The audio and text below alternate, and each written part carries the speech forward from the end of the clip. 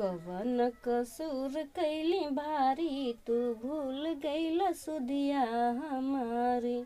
सुधिया हमारी हो सुधिया हमारी। कवन कसूर कैली भारी तू भूल गईल सुधिया हमारी।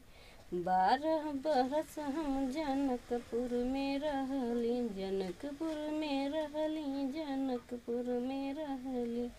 12 बरस हम जनकपुर में रहली, कैली तपस्या भारी तू भूल गईल सुधिया हमारी।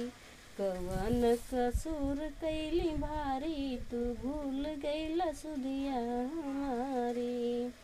12 बरस हम अवधपुर में रहली, अवधपुर में रहली, अवधपुर में रहली।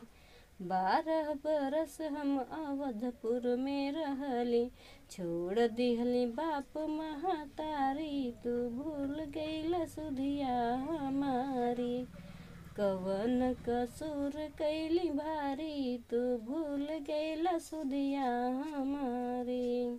14 बरस हम जंगल में रहली, जंगल में रहली हो जंगल में रहली। 14 बरस हम जंगल में रहली, सही के कठिन दुख भारी तू भूल गईल सुधिया हमारी।